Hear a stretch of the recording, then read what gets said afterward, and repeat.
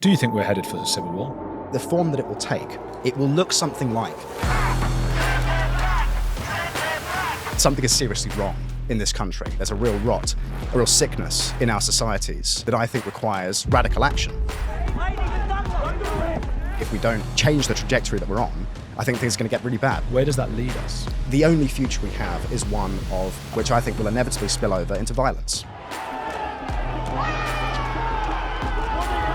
Is it reasonable to bring in huge numbers of people from the most violent regions of the world who think in a tribalistic way, who organise around their identity? The English specifically are very individualistically minded. The English are a structural disadvantage. This project has failed. It doesn't work. Hi guys, can you please do me a favour? We're trying to make sure over 50% of you viewers subscribe. Please hit subscribe now. It's free and helps us grow. It's been great seeing you sort of just rise through the media. You're a fantastic speaker. Tell me a little bit about your background journalistically. What's going on?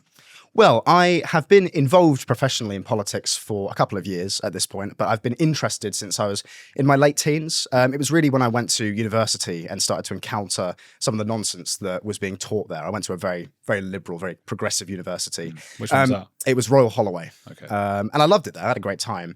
But I just found myself disagreeing with basically everything that not just the seminar leaders and lecturers were saying, but also my peers. I was kind of sitting in these rooms looking around like, you know, do you people just not understand kind of reality? But this was at the time when COVID kicked off. So we had the lockdowns and then BLM as well. And it was those two things kind of in tandem that really pushed me into being far more, I think, radical than I was before. Because at that time, I was still kind of calling myself a classical liberal. You know, I'm not right wing. I'm just kind of sensible and all the rest of it. But actually, at that time, I then started to think, well, actually, no, something is seriously wrong in this country, and not just in this country, but across the West. Really, there's a real rot, a real sickness in our societies that I think requires radical action. And that's why I don't call myself a conservative anymore. I'm a conservative-minded person. You know, I don't really believe in revolution. I think that it's against the English character to be in favour of this kind of mass upheaval and then this redesigning of the state from the ground up. I just don't think it works. I don't think it makes for a good society. But at the same time, the systems that we have now, the power structure that governs us, is completely unfit for purpose. It does not serve the interests of ordinary people. And so something radical has to happen quickly. Because if we don't, you know, fix this, change the trajectory that we're on, I think things are going to get really bad. And I think we're going to get into that today. But I think the reason that the kind of woke stuff, but even the more sort of centrist liberal stuff just bounced off me is because I had such an English upbringing. I wrote about this in one of my Daily Mail pieces quite recently. I wrote about the fact that, knowingly or not, my parents gave me the most stereotypically English childhood you can imagine. And of course, I was growing up in the noughties and the 2010s. So this was kind of post-Blair. This was post-multiculturalism during mass immigration and kind of social progressivism. But at the same time, there was, of course, beneath that, the history of England and the landscape of England and the buildings of England that had existed here for over 1,000 years. And so I go on holidays to it. Anyway. Well, and that's what I was going to say. So I spent my weekends kind of going to National Trust sites and English heritage castles and going on holidays to Cornwall and Devon and all this sort of thing, eating roast dinners and my parents, you know, they're very normal kind of children of the late 20th century, very, you know, perfectly liberal people, you know, conservative, but not radically so. But, you know, they instilled in me, again, I think perhaps to an extent unknowingly, a real appetite for standards and for propriety and for discipline. And I think that those are essential English characteristics. And so when I then encountered this nonsense that stands in opposition to all of those things at university and then later, it just bounced off me. And I just thought it's not true. It's not rational, any of this stuff. It's very self-serving. It's delusional. And yet it is those ideas that currently govern our country. Yeah. I think I was even more English than you growing up because we went to Marbella, which was like the most English thing you can do. Just all these little holidays. My dad just like a tomato on the sunbeds. Yeah, lovely. But okay, so, and you are, I mean, in your Twitter it says you're a Zoomer. So what is a Zoomer's like that age, right? Yeah, so it's a Gen Z, not Z. Yeah. Z is an Americanism. Yeah. No, it's those of us born between 1997 and 2012, roughly. Okay. So it's the generation that came after the millennials with parents in Generation X. And that's the generation that we all sort of, people, I guess I'm the generation before that or something like that. Am I a millennial, 36? Yeah, you would be. I'm a millennial. Yeah. So then we sort of look back, go, God, these guys are so woke, right? So what's an example of the couple of the things where you were sort of going, hang on, this is mental compared to the upbringing I've had. Some of these other Zoomers are having these thoughts. Well, there were a few things. There was one occasion where an essay that I'd written was marked down explicitly, and this was in the commentary, for not being feminist enough. Wow. And I kind of noticed that, and I was like, well, that's not very free speech of you, university. There was suppose that. it's free speech, though, because you were allowed to say it. Well, you were sure, marked down, you were but I was, disincentivized. and that's exactly the thing. Like, it was sure, it was free speech insofar as I was allowed to say it, but it was, it was punished, I suppose. Yeah, so I suppose it is. You're right. You're right. That's mad. Was this person a feminist? I mean, what did you? Yes. Did you say something to them? No, I didn't, because at the time, I mean, this was in my first year, so I was kind of like, oh, I guess I'm not feminist enough. Hang on, but what had you said though? Was it like we need to subjugate the women? I can't remember. So I started off studying English literature, which I then changed to politics because I was, the English literature was just so riddled. That's where so many of the bad ideas that our leaders now have embraced came out of the English literature departments. I did that. Well, there we go. I know all about it. Yeah. In the late 20th century, the 60s and onwards.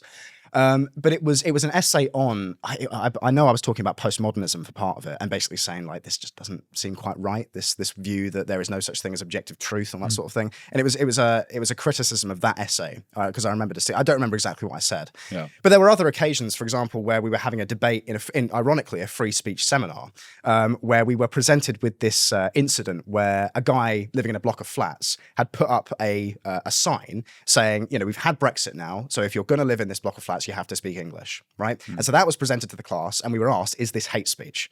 And I quite sort of, I think, innocently said, well, no, because it's not that unreasonable to expect people to speak English if you're living in England. And this caused like an uproar among my peers. And I had this quite intense one-to-one debate with this girl in my class, who later turned out to be quite lovely. She was a nice girl. Your wife? But she was, no, not quite. But she was an international student from Saudi Arabia. And I said, well, do you not feel that in that country they should speak the native language of that, of that land? And she was like, well, yeah, but we didn't go around colonizing the world. Oh. And so it became very clear that there was a revenge aspect to this. And so it was at that point that I realized, oh, actually, we're not playing on a level playing field. Yeah. We're not playing fair here. We're actually playing, we're playing dirty. We're playing identity politics. We're playing tribalism. We're playing ethnicity. And so if that's the game we're going to play, and that is the paradigm that we now live in, well, I think we have to adapt to that. And this is the thing. On. Yeah. And I speak, I speak quite unashamedly in my work, in the Mail and elsewhere, in the language of identity, because I think that many of those on the kind of anti-woke right, which you may well consider yourself part of, Andrew, the anti-woke crowd, I think they deride identity politics as such in its totality, and it's labelled as being this divisive thing that never has a place. And I used to think that. I certainly used to think that. But at the same time, if that's the game that your opponents are going to play, if they're going to organize around identitarian principles, whether that's my sexuality or my race or my religion or anything else, if that's the political center of gravity for your opponents, and you're then going to say, well, no, I'm just an individual. I don't identify with any of those kind of immutable characteristics. Well, actually, you're going to lose. And that's the reality of the fact. Because you'll be sucked into the vacuum. Quite, because the key principle of politics, politics 101 is that organization is power. The organized minority, 100 organized individuals, all pointing in the same direction and coordinating, will always defeat the disorganized 1,000. And at the moment, and for a very long time, the English and the British more broadly have been that disorganized 1,000. Whereas many of those communities that have been brought here through mass immigration don't think in that way. And they are unorganized. They think of themselves as a group, and they act as a group. And that means that the English are at a structural disadvantage because we're not competing on the same terms. See, you're right. And I want to give a counter argument, although I don't actually have an answer to that problem that you brought up. So this isn't me saying, no, but I'm just a sort of devil's advocate counter argument, is that whenever there has been a terrible, terrible thing that's happened, whether it be the Stasi or Mao or the Nazis, it's happened through collective identitarian politics, often in reaction to another group. So, I mean, the Nazis were obsessed with communism, right? The communists and the Jews, they saw them as sort of synonymous. We've got to be against that identity and this identity. Whereas you've never heard of like just a bunch of individuals who have been like, ruined the world. Yes. No, and that is true. But at the same time, I think we have to think in terms of what is and not what we'd like to be. It is a fact of history that groups, when, disparate groups, when brought into conflict with one another, will organize around their tribal identity. And that does tend to lead to atrocities. I don't think anybody would disagree with that fact. But it's also, the other question is, well, what's the alternative? Because again, if one group is going to identify with their group identity and organize around that, or treat that as their organizing principle, and another is not, well, it's going to be the former group that's going to commit atrocities against the latter. So stop allowing them in. Yeah. But that would be. I mean, in the case of Britain, that would be the solution. If we could continue to, and I don't think it's actually possible, so I'm speaking in real idealistic terms here. If we could continue to have that individualist 90s exciting time, and just say, well, hang on, no. If you're part of Scientology, if you're part of the FLDS, if you're part of Nixium cult or Islam, then we don't necessarily want large numbers of people from that place here. And it's not unreasonable. Like this, I think this kind of line of argument has been cast basically for my entire life as being the remit of kind of shaved head, thuggish kind of people. And I think that's been part of a strategy. I think the media has presented it in that way,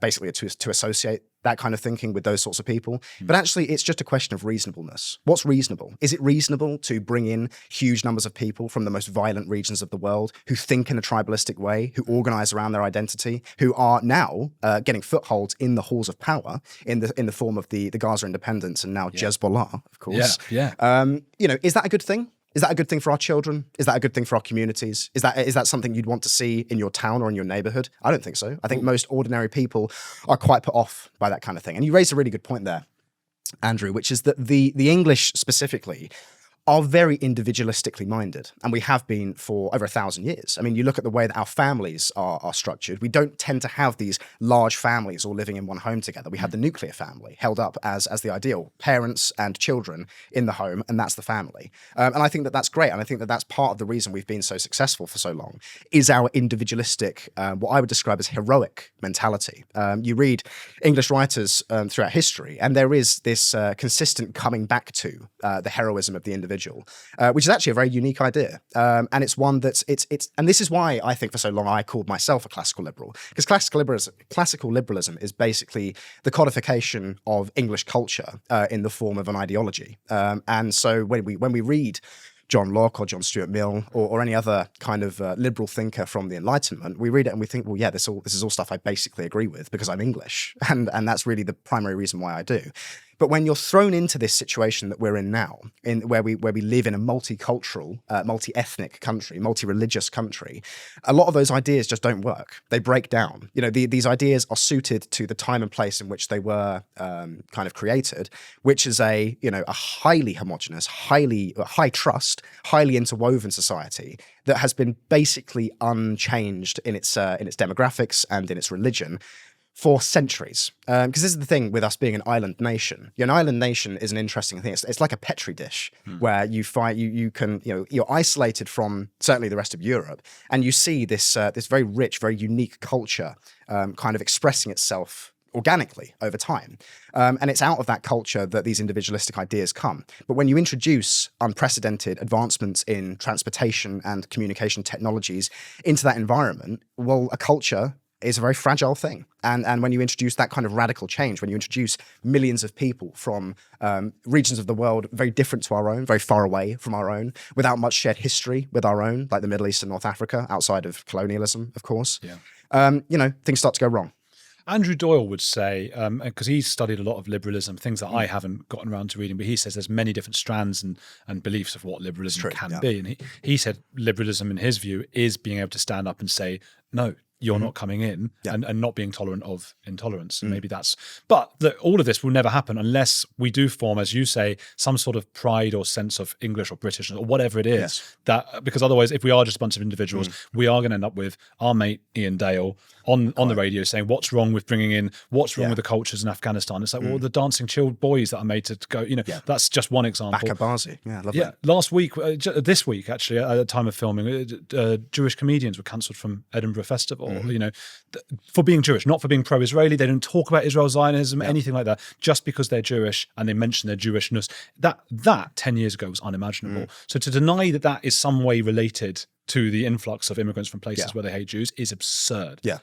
That's And I think that organization around the principle of national identity is the future. I mean, that's the way that I think all countries in Europe are going, because you're seeing this.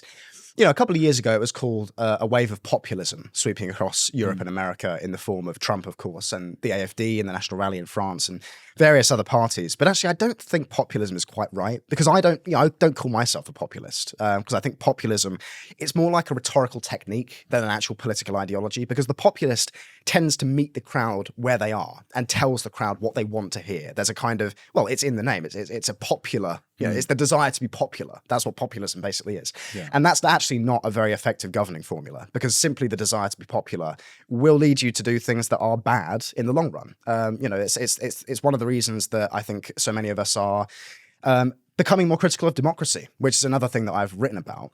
Because actually, when you boil democracy down, when you allow it to degenerate enough, it's just people voting for money for themselves, free money for them and for their community. And so, you can't just rely on popular sentiment. What you want to do is provide leadership. You want to meet the crowd where they are, but then bring them forward with you and present and say to them things that might be quite frank and which might not be comfortable to hear, but which are true ultimately. That's sort of what we have, because we're not democratic in the sense that every decision made is approved by the people, are we? So very much not. We do have a bit of that. Do you think so? We have these groups, and as you say, whether we want or not, there will be a reaction from the right or the English nationals. It's me and you are feeling it in ourselves. A lot of our viewers are feeling it. That's going to rise. We're going to get more and more ethnic tensions as well. Where does that lead us?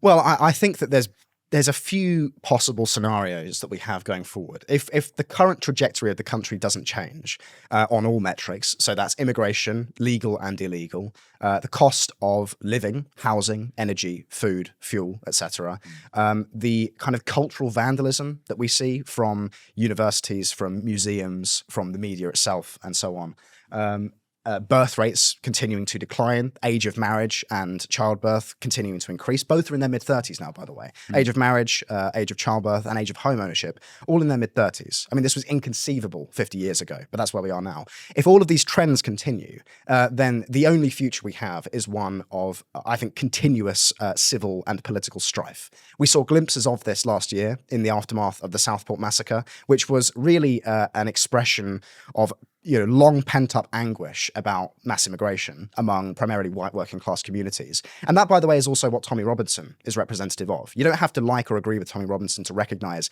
that he's actually a symptom of a far deeper problem. Where's Hungary's Tommy Robinson, for instance? Where is the Tommy Robinson in countries that don't face the same problems around immigration and multiculturalism and specifically Islam? It's only as a response to these conditions that a person like Tommy Robinson arises. And that's not a value judgment. That's a simple analysis of the situation as it is. And if these conditions continue to get worse, if the division within communities, I sound like Starmer using the word communities all the time, but it's quite useful to speak in the language of our enemies.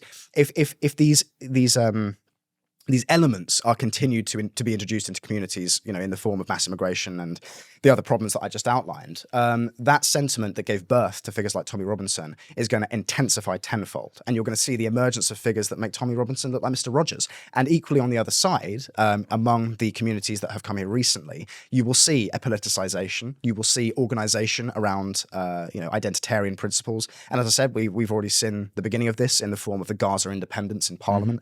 You're going to see all of these things become more and more exacerbated, which I think will inevitably spill over into violence. And that's basically where we're headed, I think, unless something doesn't change. Another possible future is one where we reverse all of this, where we look at the situation as it is, when we understand what we're staring down the barrel of in terms of civil unrest and the demographic reality of the white British indigenous population of this country becoming an ethnic minority before the end of this century. When we look at those conditions and we imagine what the future of this country, the future for our children, my grandchildren, might look like, we have to recognize, listen, this project has failed. It doesn't work. Like this ideology that was allowed to enter the halls of power really in the late 90s, but there were whisperings of it before then.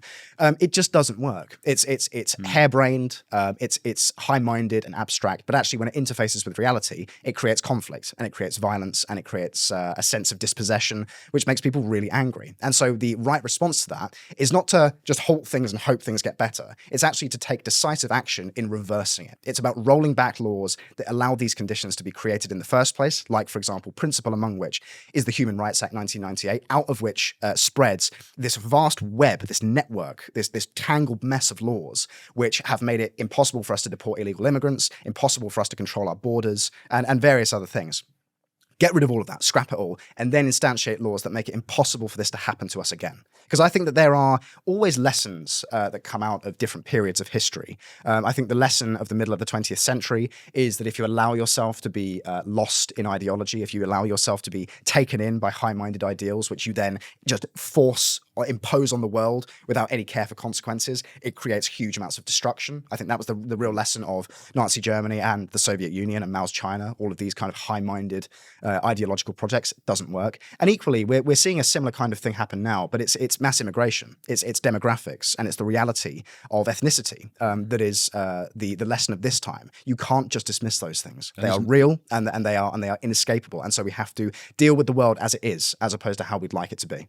And there's no going back. That's the hard thing with this. It's not like some sort of decision. Like, I mean, even something like people were upset about leaving the European Union or whatever. Well, 15 years later, you can go back into it. If it was a huge problem, you know, you can't turn back the clock on. I mean, I know deportations, but that's a tiny minority of people. The world has totally changed. This country's totally changed beyond recognition. It will be decades before this country is back in anything resembling a good shape. But I do think that there is.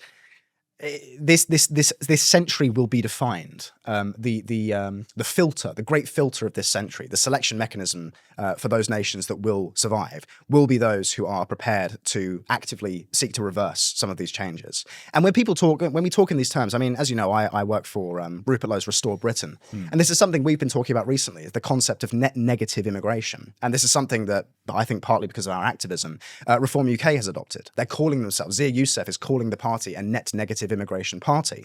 And that's because we're realizing, actually, there are perfectly humane, perfectly peaceful, perfectly reasonable ways to disincentivize immigration to the country, because we simply don't have the capacity, and actually to incentivize those who are here and who are a burden on the taxpayer or who have refused to integrate and assimilate to leave. And that's not unreasonable, because, you know, if you go to some of these towns, certainly in the north, you'll walk through these neighborhoods which are derelict and where there's just no English people. And in a lot of cases, if you look at the statistics around social housing, and indeed just generally, like in 2023, for example, 80% of those who came on a skilled worker visa failed to break even. Yeah, at that time, you had to earn about £50,000 a year in order to, that was the threshold for putting more into the system than you were taking out. And 80% of those who came here weren't meeting that threshold, which means they were more of a burden on the taxpayer than they were a benefit. And when you look at a situation like that, you think, well, okay, it's just failed. This policy has failed, and therefore it's not unreasonable to wish to reverse it. And actually, the unreasonable thing would be to throw your hands up and say, there's nothing that can be done. Because actually there's plenty that can be done.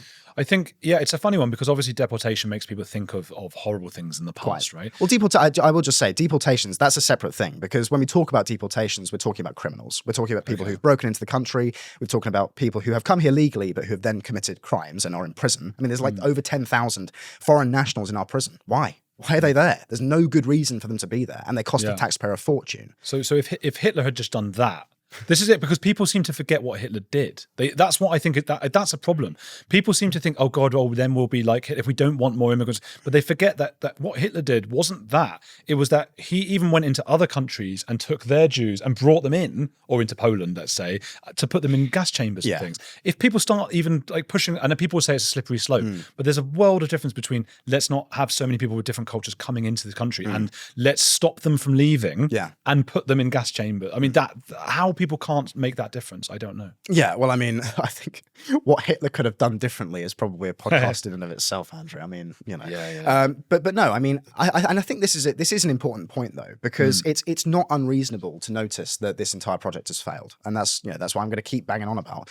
But actually, you know, as I said already, if we don't fix this, I seriously think we are going to begin to see the emergence of, you hear the media talk about the far right all the time, and Starmer talk about the far right. They wouldn't know the far right if it came up and spat in their face. But we're going to see the emergence of a genuine far right in this country if things don't change, and that's not desirable for anybody, right? Because there is nothing less English than the idea of jackboots in the streets. Our national spirit has never been given to that style of politics. It's alien to our land, which is why I think the fascists in the early 20th century in England failed, because the public looked at them and thought, actually, we don't want that. Like, it doesn't look like that's not the Shires of England. That's a weird, cricket. It's a weird foreign import. It's not Alfred the Great. Real English leadership looks like Alfred the Great. It's a king who is acting as a paternalistic father figure for the nation, and this kind of like modern authoritarianism that really finds its roots again in the 20th century.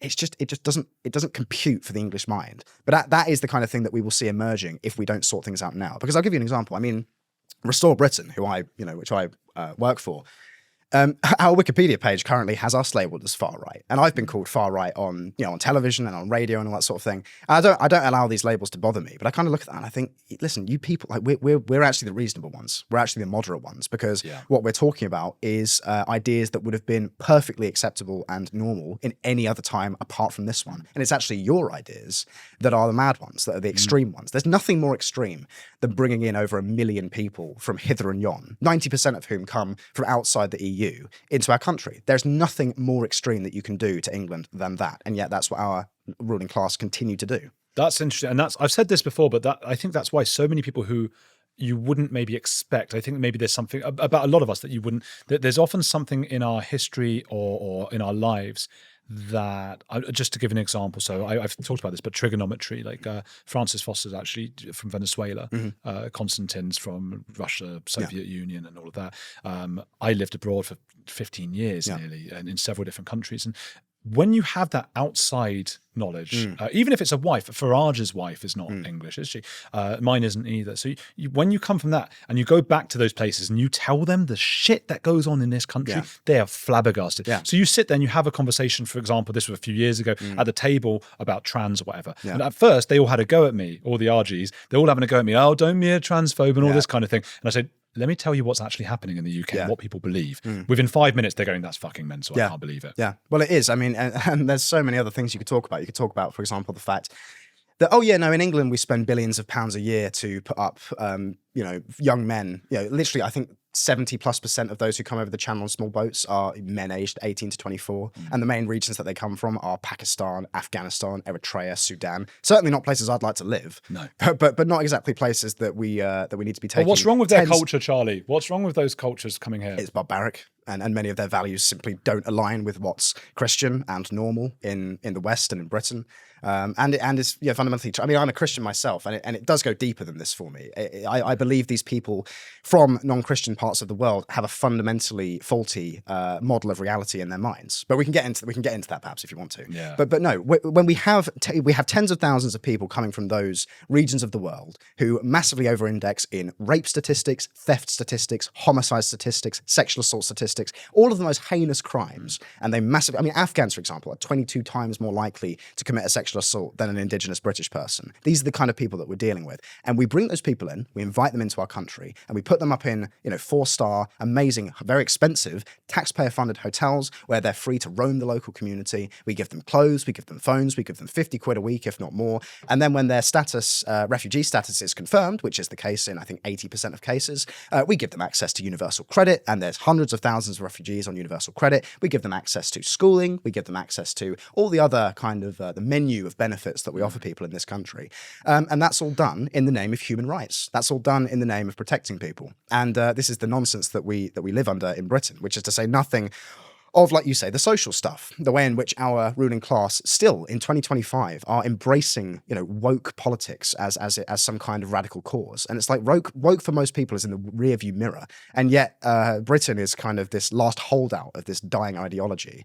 And our leaders seem so, absolutely die-hard committed to it. Starmer and Hermer, for example, these two human rights lawyers, they just cannot escape this paradigm that the country itself has moved on from. We don't want human rights. Human rights have failed as an ideology. And again, it's another one of these things where the label, the name of the ideology sounds lovely. It's like anti-fascism or anti-racism. If there's one thing the left is good at, it's giving things, it's good marketing, basically. Yeah. But you know, human rights-ism, I think we need a better name for it than that. Maybe we can call it liberalism. But again, these words are rife with, you know, you say them to different people and they mean different things. But this doctrine of human rights that's reigned supreme, certainly since the end of the Second World War, and has been, you know, far more codified in our constitution since 1998 and beyond.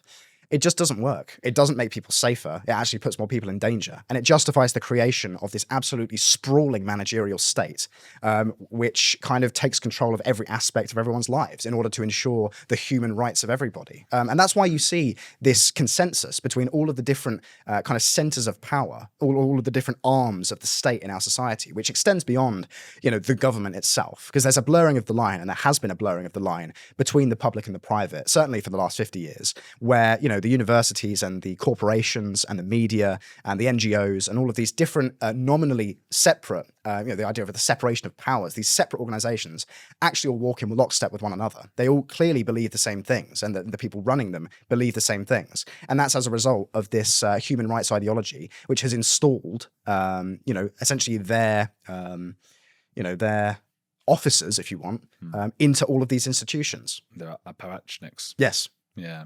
Yeah, it's an irony, really, because then they come out with diversity as our strength, but there's no diversity of thought. No, there was a great thought that Rafe Haydel Mancoud, he said when he came on. Yeah, and he was saying, because I was saying, well, okay, I agree with all of this, but you know, we've got to have some empathy for refugees and so on. You know, there are people going through horrible, horrible things wherever they might be. And he said, but they should be taken in by people with similar cultures. Yeah.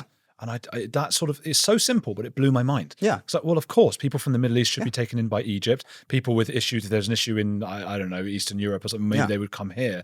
And so there were similar cultures. Absolutely. And that's not like, that's the reason that Britain was prepared to take refugees during the Second World War. It's because they're refugees from Europe, who we have, from countries with whom we have a huge amount of shared history, shared values, Christian, etc. But it just doesn't make sense to, you know, even if they are legitimate refugees, which again is increasingly not the case, if we're taking people from places like Afghanistan, you know, they might be the most well-meaning people in the world, but the risk that that carries with it, primarily for women and girls, simply isn't worth it. And more to the point, and gays, you know, yeah, quite, yeah. You know, more to the point, Andrew, do you feel when you walk in the streets of this country like we have the capacity, that we have the means to have a meaningfully, you know, a meaningful asylum system? No, not, you know, not do you think that the no. condition of the economy and the condition of the social fabric in this country, do you think we're in any position to be, you know, opening our doors, opening our arms to all of the needy of the world and saying, come and live here, we'll take care of you? I don't think we do. And I think that the reason, again, that we're seeing this tension, we're feeling this, you know, you walk around some towns in this country, Andrew, I tweeted a couple of days ago, there is an uneasy silence that hangs over many of the towns and cities in this country. And that's because people are angry. People are watching what's happening, what the government is imposing on them, what the government is spending their money on, that they go out and work hard for, that maybe, you know, maybe they've set up a small business and it's maybe a bit successful, which is not that common, but then the government just takes all of their money. You know, they watch that happen. They watch what it's spent on, which is this incredibly luxurious asylum system, which puts up the worst people from the worst places in the world at their expense. And so it's no surprise that they're angry about that. And so what I would say, and what we've said at Restore Britain, is actually, for the time being, the asylum system needs to be closed. It needs to be shuttered. It doesn't work. It doesn't actually... you know, again, it allows in people who are dishonest, who are not, in fact, refugees, who are, you know, economic migrants in the most charitable interpretation.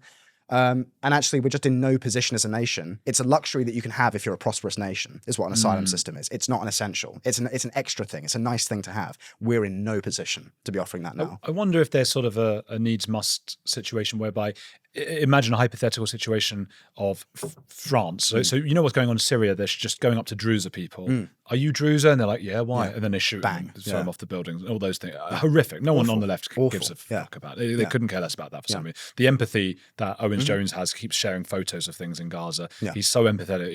You know, they don't. A lot of these people don't care as much, which is a human thing, by the way. You know, you care more about your thing. Yeah. If that was happening in France, say. and there was a small population of Christians Yeah. or Jews or something, some sort of Western close culture kind of thing, I think you would then go, well, we're not in a position right now, but that is mental. If you've got French like police gendarme going up and going like, are you this right, shoot in the head? We'll take them in. Yeah, no, and I do agree. Again, I mean, if it was the case in France, which again is more culturally proximate to ourselves, I think that we should do everything we could to help those people. And even if our country was in the economic state that it's in now, I'm a Christian. I think we should absolutely do everything we could to help those people. But we also have to be realistic. You know, and actually in many cases, I think that if the economic situation continues to deteriorate and a situation like that presented itself, a lot of those people who came over here as refugees would probably end up homeless, and we wouldn't be able to take care of them in the way that we'd be promising. Now, it's better than being killed, of course. But again, I think we need to change the way we think about so many of these systems that we have, like the asylum system, which is that it is a luxury. And if we're not in a position to pay for it, to afford it, which we're not, the deficit runs at 100% of GDP now, which is insane, and we waste money on so many things. We're in no position to have an asylum system, and it's one of the things that, unfortunately, when a competent leadership enters the halls of power, it's one of the things that's going to have to be cut away. And we can revisit it, like down the line, we will certainly revisit it, because I think that an asylum system is a good thing to have. It's a just and moral thing to have. But if we can't afford it, and if British people who are already here, whose families have been here for generations, who are indigenous to these isles, if they're suffering and they're not able to afford housing and all the rest of it, well, I think we have to deal with those people first. I don't know why we're not pushing Qatar, Saudi Arabia, Egypt, take in these people from the Middle East. Yeah. Huge territories, loads of money, a similar culture. Yeah. Those are the questions we should be asking. Yeah, and really we should be putting sanctions on those countries that aren't prepared to do it. Like, why aren't we doing that? I don't understand that. Do you think we're headed for a civil war? That's an interesting phrase, civil war. I'll let you drink, because go on. We're certainly headed for some form of conflict and violence, I think. Now, civil war is an interesting framing because, historically, civil war has referred to a situation wherein the people of a nation, two factions have emerged, led by individuals generally, that have fundamentally disagreed on the way the country should be governed, which has, they've been unable to resolve it using political peaceful means, and so it's inevitably spilled over into violence, right?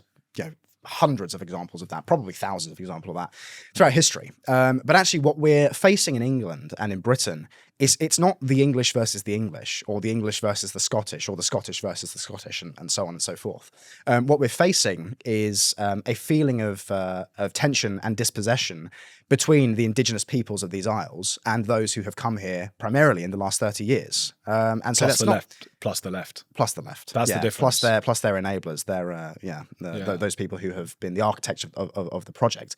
And so it's not. I don't think it's civil war in the traditional sense. But I think that, as I've said already, and I, by the way, take no joy in saying this. It's just a simple observation of the sort of place we find ourselves as a nation. If something doesn't change, and if radical change is not brought in at the highest levels of government, I think that we're going to see more and more violence on the streets. And I think the form that it will take, it will look something like the Southport riots last year, but it just won't end. It will just keep going and going and going. And there will be clashes between, again, I think, as we saw last year, primarily the Muslim community and the English community in different areas. We saw, by the way, the Muslim rioters coming out with weapons, and the police didn't arrest them. The police said, go and put the weapons in the local mosque. And it's sort of like everyone kind of, that passed a lot of people by, and it's like, sorry, what? The police should arrest all of them. If you're out in the street with a steel pipe or with a knife, you should be thrown in the back of a van and taken to the police station and prosecuted. 31 months. But that's not what happened. 31 months. They should go, quite. Lucy Connolly. Indeed. And so I think what we'll see is those kinds of tensions and those then bubbling over into protest and then riots. I think we will just see that just without end, basically. And over time, it will professionalize on both sides. And I think over time, there will be kind of political entrepreneurs who come through those conflicts and become leader figures for the, what will essentially become, I think, paramilitary movements.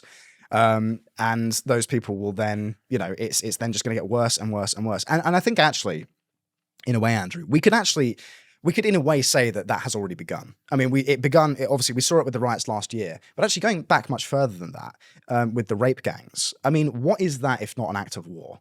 to come to a country and to and to essentially kidnap, enslave, rape, torture, and kill thousands, not necessarily in the case of killing, but thousands of vulnerable, working class, often parentless, indigenous white girls. What is that if not an act of war? Let's literally almost, well, and to be fair, I mean, sure, it's over a longer period of time, but the scale of it is orders of magnitude larger than October 7th. And I don't say that lightly. Is it tens of thousands? Some say hundreds of thousands. We don't, and this is the point, Andrew. Yeah, we don't know the number. And how awful is that? How screwed up is that we don't even know the number of young girls that have been trafficked and raped and sexually assaulted and tortured. We with Rupert Lowe, we ran, obviously he's running his rape gang inquiry, his independent rape gang inquiry. And we held a session in Parliament last week where we invited in about 50 survivors of the rape gangs who gave their testimonies. And I was standing there listening to what some of these ladies were saying. Seriously, I'm not saying this for effect. I was having to seriously be like, my goodness, I have to keep it together here. Because some of the stuff that they were saying, Andrew, it was just, it beggars belief. One story that was told was this girl who was 14 in Glasgow, who, as part of her trafficking experience, they had filled a fizzy drink bottle, large one, with boiling water from a kettle and put it in her vagina. And they had, in order to inflict the maximum pain. No. Oh my God. That's what we're dealing with. And she also, this same girl, told a story of how they, this grooming gang, this rape gang that she was kidnapped by, got her so drunk, in her words, poured so much vodka down her neck that she was unable to give the 20th blowjob of the night, and so got volley kicked in the face, and so needed to have facial reconstructive surgery. These are the kinds of things that are happening in our country. These are the kinds of things that have been happening since the 60s and 70s in our country and have only intensified as mass immigration has continued. These are the kinds of people that our leaders have brought into our country. Can you imagine the mind that thinks that that's something that's okay to do? No. You imagine the kind of person that engages in that kind of thing. Well, look, there are white English and white of other ethnicities who do the same thing, and I don't say that to I equivocate or to make people look away, but I think I'm interested in the mind of someone who would do that, whatever they are. Yeah. It does appear that pro rata, it is significantly higher, and it's a cultural, deliberate thing from British Pakistanis in particular. Yeah, it is. But anyone who does it, and again, should be back thrown to the topic of civil war. I mean, if that has been going on at scale for decades, and what is that if not low grade civil war? Oh, but by one community, one community clearly thinks that there's some kind of conflict going on because they're kidnapping and raping and killing the children of another. I mean, that's not exactly something you do in peaceful times. But the other community, the English, are refusing to kind of recognize the fact that there is a hostile presence in many of their communities that is targeting them. And so there's that, and of course there's the various other atrocities that we've seen, the Manchester Arena bombing, the various stabbings on London Bridge and elsewhere, Southport itself. And all of this is, I think, is the precursor to, I think, what's going to be if something doesn't change again. And I hope we get onto the change that that is possible and that is just within reach. If something doesn't change, all of that is going to intensify. It's going to get worse. It's going to become more regular. And again, you're then going to see reactions happening, from one side and then to the other, and it's just going to intensify. It's going to become an arms race, and then the entire country is basically going to collapse. Cheery, isn't it? So Restore Britain, that's Rupert Lowe. Yes. Ben Habib has set something up as well. We've got Farage and Reform. Yep. So when I look at Restore, and I know, whatever happened with Farage and Rupert Lowe, I don't know the insides, only those two do, I suppose, or some people do. But isn't it just going to be too many parties and allow the left to get in? Well, this is a really important point. So Restore Britain is not a party. Restore Britain is a movement. And, when we were in the kind of, the preliminary stage of launching, we had conversations with various people. Rupert had consulted a number of people, some of whom said, you need to start a party. Now that you've been kicked out of Reform, the police investigation has concluded, which shows that the allegations made against you were total nonsense.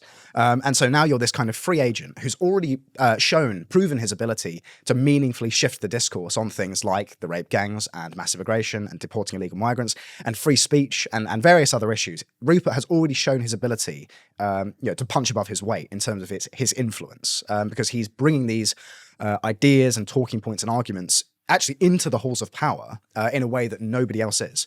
And so some people said, well, listen, you should start a party. But others of us, myself included, said, well, actually, what you'll do by starting a party is isolate yourself because you'll make it impossible to forge alliances with those in other parties because they're just going to see you as competition. And you will probably lose your seat in 2029. And so a movement that exists above the fray of party politics, which people, members and politicians from any party are welcome to join if they share our vision and if they share our principles, that is a far more effective vehicle than a party. To act as a center of gravity for all those thinking seriously about the future of the country, it's far more viable. And you know, obviously, as you said, Ben Habib started his party. I respect Ben hugely, and I hope his party does well. But ultimately, I just don't think it's the right strategy to power, because that's ultimately the name of the game here. This is politics. What we want is power, so that we can enact our agenda, and so that we can fix, you know, this basket case that this country is becoming.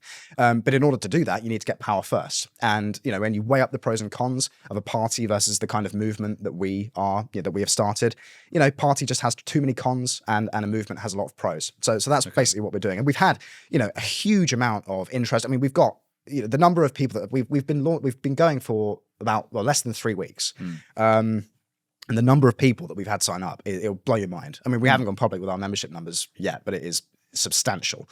And it shows you the appetite that there is for something like what we're doing, which is a real kind of, you know, truly patriotic, truly serious, no nonsense, you know, conservative minded but radical political movement that is actually offering the solutions for the condition that this country finds itself in. Is there a certain desire to keep Farage in line? Because a lot of people are accusing Farage of pandering too much to the centre or to the all of those people. And is it a sense of, okay, but we're out here making noise now, so you're going to have to stay with us a little bit? It's about keeping everyone in line, frankly. I mean, but he'll be prime minister, won't he? Well, I mean, you know, I think, honestly, I think that the next few years, I wouldn't make any prediction about what the country is going to look like come 2029. You know, I think that things are in such flux, and we live in a period of such volatility that I don't think, I mean, I think getting complacent, and I worry that I do worry that this is the case with reform. I worry that they're getting a little bit complacent about their, you know, because as a result of their polling and popularity on social media and all the rest of it. And I'm still a member of Reform UK, by the way. I still think that they're the most viable vehicle for the time being for the kind of radical change that this country needs. But that's really, I'm not a party loyalist. I'm not a party guy. I just think whichever party is the most viable as a vehicle for our ideas is the one that we should back. And so what we're trying to do with Restore Britain is show those parties who do respond to incentives and who want to win and who want power that that victory and votes and popularity lie with our ideas. You know, we want to show reform. Listen, you need to adopt our talking points, which they've already started to do in the case of net negative immigration, as I said already. We need to show reform, and we also need to show the Conservatives that, listen, if you don't get with the program and if you don't adopt our talking points and our principles and our policies, then you're going to lose and you're going to be left in the past. I mean, the Conservative Party, I mean, you know, I have friends in the Conservative Party, and there's some seriously sound, intelligent people in that party. But the way that they're being led right now by Kemi Badenoch is just laughable. You know, she's just brought James Cleverly, arch One Nation, liberal wet, into the shadow cabinet. She's replaced her chief of staff with a guy called, I think, Henry Newman, who was marching with Keir Starmer at Camden Pride, you know, in the last few years. And all of these people they're trapped in the previous paradigm. And that's what Kemi Badenoch is a symbol of. She is a symbol of the previous paradigm where things weren't quite as bad and you could afford to have this, you know, what I would basically describe as novelty leader of the party, because she's proven herself to just simply not be up to the task. I read an excellent piece in the New Statesman, I think it came out yesterday or the day before, which described her as, you know, a lot of the time spent on her iPad with her AirPods in, doom scrolling on Twitter. And it's like, you know, and this is the person that we're supposed to trust as being the next Margaret Thatcher, the next Prime Minister of the country? No. But actually, if we can show the Conservative Party, and there are certainly elements within that party that are listening to us and that are interested in what we're doing. Rupert, for example, is hugely popular among a certain faction of their parliamentary membership. If we can show those people that, look, we represent the future, you know, we are where the discourse is going. We are commanding the discourse, actually. And if you want to win, and if you want to save this country, and if you want to have a legacy for yourself, then you will join us. I quite like Kemi Badenoch, but I see what you're saying. I think she's just got an impossible job Yeah. because she's in charge of those kind of throwbacks who are just not keeping. Yeah. The fact that she's on Twitter, at least she's on that. Well, Doom true, scrolling yeah. or not, she's having a look. She knows about wokeness and things like that. Whereas a lot of that party is just. But this is the thing with Badenoch. I mean, you know, she's still talking about like transgender clinics and, you know, woke madness and all the rest of it. And yeah, sure. But actually, the concerns of most ordinary people, the concerns of most young people, for example, is not, the loony woke left have gone mad. It's, I can't afford a house. I can't afford to start a family. I'm being demographically replaced in my own country. Immigration is a big one. And this is the thing. Immigration is the most important issue right now, but it's so many other things. It's the cost of energy. It's the cost of food. It's the fact that our economy has become deindustrialized. And so many people work in these jobs where they're in these sort of brightly lit, air-conditioned office environments, punching a clock 9 to 5 for a manager who just regards them as a number on a spreadsheet. And they feel it's a soulless existence. And sounding like Marx. Yeah. Well, well, listen, I mean, we could get into Marx. The alienation of modern man. Well, listen, I mean, he wasn't wrong about that. And I think there were other contributing factors that he didn't talk about.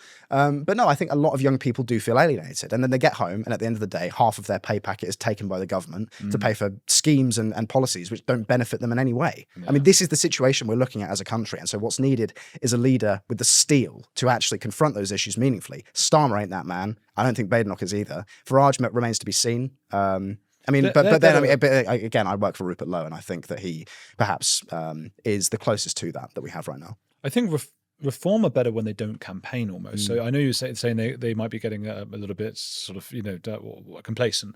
But there was that, what was it, Dr. David Ball, was it? Not doctor, is he? He's a doctor. He's Dr. David Ball, going on about ghosts and things like that on TV. And I just thought, you know, that's why they don't talk that much anymore, the reform. They're just sort of in the background. Well, I think this is probably part of their strategy, is just to let the other parties implode and just be the only option. And this is, again, another big reason why we started Restore Britain, is the only option, or the best of a bad bunch, is not good enough for the situation we find ourselves in right now. You know, 20 years ago, the only option, you know, sure, fine, whatever. But now in 2025, where we're staring down the barrel of the problems that you and I have talked about today, you know, good enough is not good enough. Right. What we need is a true party of government that can rescue the country from the situation it finds itself in. And I've said in the past that I don't think either Reform or the Conservatives are in shape to be that just yet. I don't think either of them are viable as parties of government. And this is why I worry about the polling situation for Reform, because I think it is making them complacent. And I'm told by people inside the party that they are putting a lot of resources and work into policy and all the rest of it. And, you know, we have yet to see much in that regard coming out of them. I'm prepared to believe that is coming. And I do think they probably will get serious about that stuff in the near future. Yeah. But all the while, it's, the all singing, all dancing Nigel Farage show. You know, I just don't buy that as a meaningful party of government. Why haven't they assembled a shadow cabinet? Why haven't they put together a meaningful manifesto? I mean, there has never been a time where the public appetite is more desperate for that kind of thing. Because I think they know, just stay in the shadows for now. Yeah. Don't talk about ghosts and just move on. I've got one more question for you, but where can people follow you and those things? So I am CF Downes, DOWNES _ on every social media platform. You should also follow Restore Britain on every social media platform, Restore Britain _. You can become a member of Restore Britain for £20 a year, which is the cost, as Rupert likes to say, of 2 pints in a badly priced London pub. And be part of this movement that I think I'm very confident in saying. I wouldn't be putting my name to it if I thought it was going to fail. I think we are actually going to really meaningfully change the discourse. But you can also read my work in the Daily Mail. I write for them on a fairly regular basis. Who's a heretic you admire? Enoch Powell. Go on. He is a towering figure, and he was somebody who, you know, I think would have made possibly the best prime minister we never had. Because he was not just a politician, a fly-by-night politician. He was a true statesman. And I don't know whether I can name a statesman that currently exists. Maybe Rupert, to an extent. But you look at Powell, and you look at the man. He was a historian. He was a linguist. You know, there were various other sort of academic pursuits that he was, you know, I forget the actual age that he became a professor at. But he was, I think, the youngest in the entire British Empire at the time. And he was this kind of, this Renaissance man who saw the condition of the country with clear eyes, saw what was coming, you know, and actually underestimated what was coming, if anything. And I can't help but wonder what the condition of the country would look like if those made in the image of Enoch Powell had been allowed to govern at that time before things were allowed to get so bad. But we don't live in that world. And I think that he's one of those people who increasingly is being rehabilitated, actually. Yeah. Because I read in that same New Statesman article about Badenoch, I read Will Lloyd, the author, quite comfortably quoting Enoch Powell. And without any controversy, and just Enoch Powell said at this election, blah blah blah. I read that and I was like, this is the New Statesman. Like, this is like the Labour magazine. Even Ian Dale, I think, mentioned recently, just like, I can that imagine. he was like, Yeah. well, you know, Yeah, well, and I think more and more people are waking up to the fact, like, look, sure, he may have spoken in the language of his era, fine, whatever, who cares? Everyone speaks in the language of their era. Yeah. But the realities that he was noticing, and the patterns that he was noticing, and the future that he foresaw for Britain has come to pass. Yeah. That's why Tommy's being rehabilitated a little bit as well, I think. Yeah, I think that's a tougher sell because I don't think the general public are ever really going to go for Tommy Robinson. But again, credit, you have to give him credit where he deserves it, which is that he was ahead of the curve on a lot of these things. But once again, as I said already, he's a symptom of a far deeper problem. And once that problem is addressed, we won't need those kinds of figures anymore, and we will live in a prosperous, comfortable, safe nation.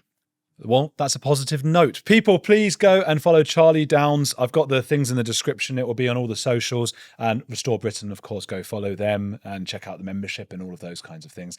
Hit the like. Keep watching. And I never asked this, but put a comment down below. What do you think of everything Charlie's been saying? Let us know.